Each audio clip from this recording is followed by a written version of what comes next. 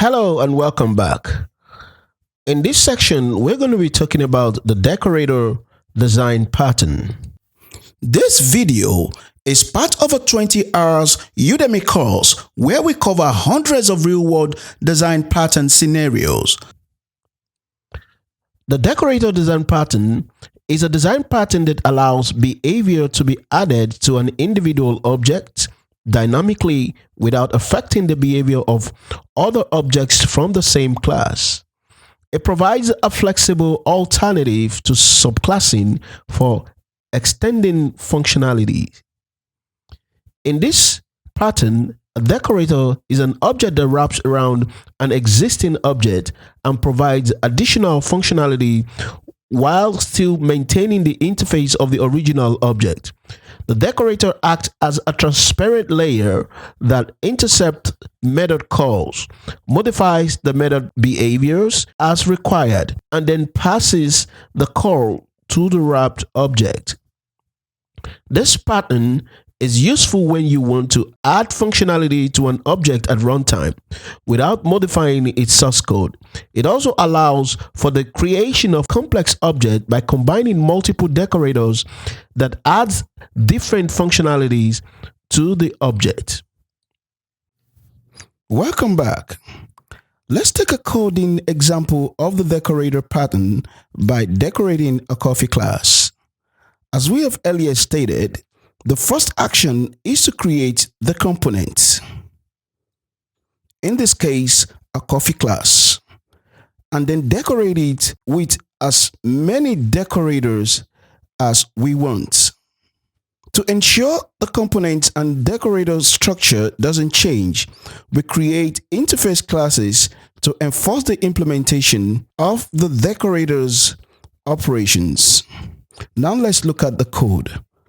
The first thing I will do is to import an abstract base class.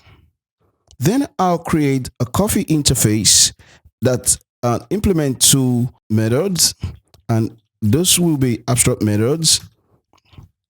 The first one will be get costs, which will get the cost of the coffee, and the next will be get description, which will give us the description of the coffee. And it's also going to be an abstract method. Let's use this interface to create a plain coffee. This is the component, plain coffee, and that will take in a coffee interface. And of course, with that, I'm going to have to implement the get costs and also the get description.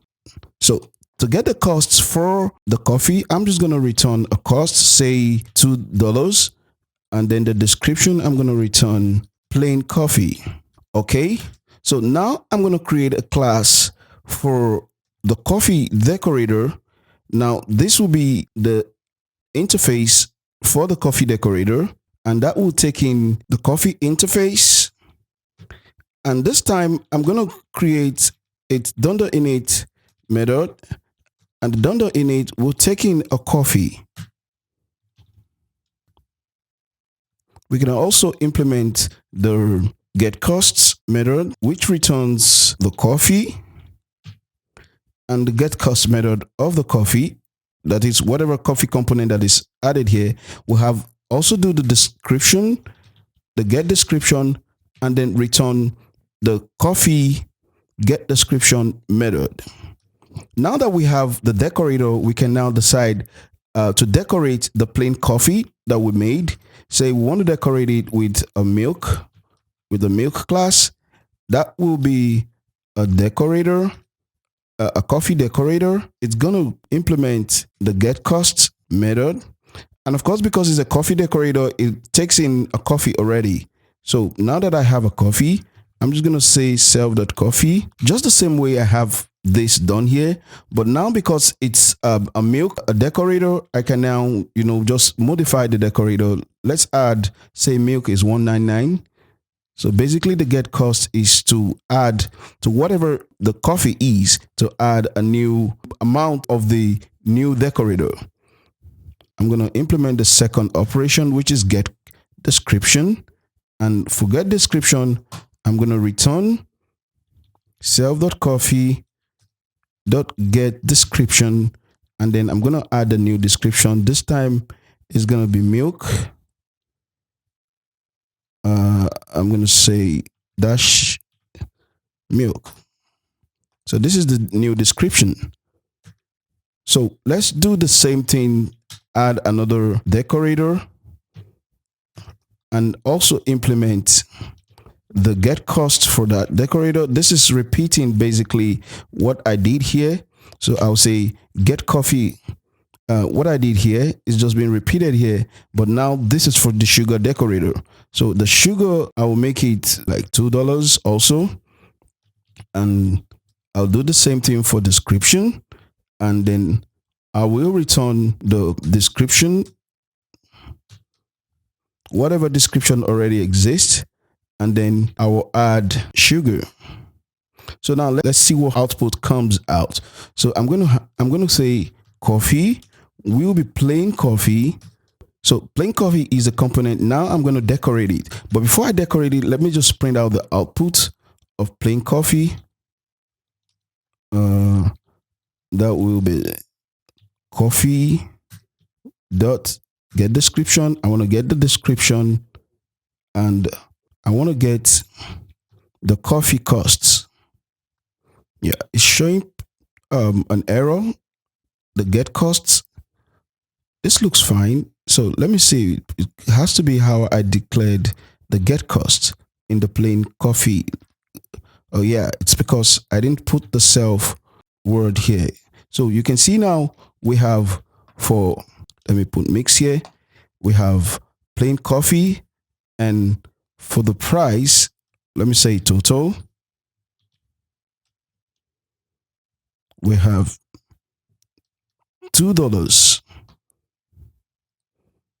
Let me just break it into two lines. So we have for the mix here, we have plain coffee and just $2 for that. Now I can decorate that. I can say, I'm still going to call it coffee, decorate it with milk. So it's going to add the description. So the milk takes in a coffee. And as you can see, it's saying the mix is now plain coffee and milk added together, and it's now $3.99. And of course, I can also do the same thing for sugar. And yeah, it's also bringing out some error here. And I guess that's in the description. This line, I should put coffee before get description. So now I have this component and then the two decorators added. So you look at the mix now, we have coffee, milk, and sugar. And now it put together the total amount for these components. They all added together. The decorator pattern is an object that wraps around an existing object and provides additional functionality while still maintaining the interface of the original object. The decorator acts as a transparent layer that intercepts method calls. This pattern is useful when we want to add functionality to an object at runtime without modifying its source code. It also allows for creation of a complex object by combining multiple decorators that add different functionalities to the object. This video is part of a 20 hours Udemy course where we cover hundreds of real-world design pattern scenarios. The course is called Design Pattern in Python with real-world code examples.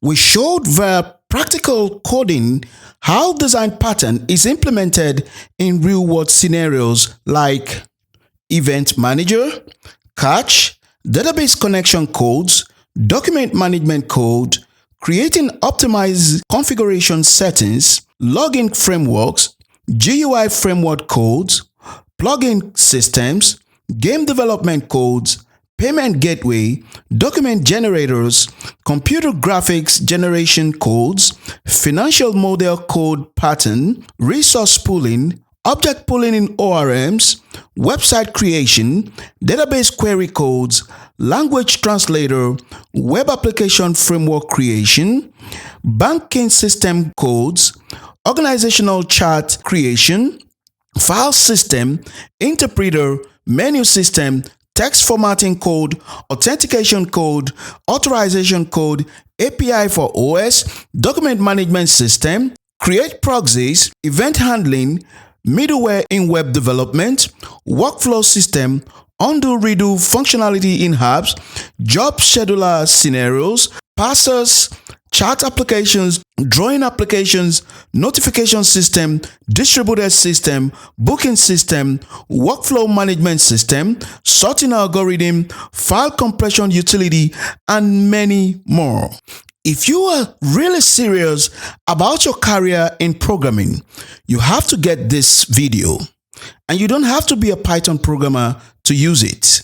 Use the link in the description to get the best price for this course on the Udemy platform.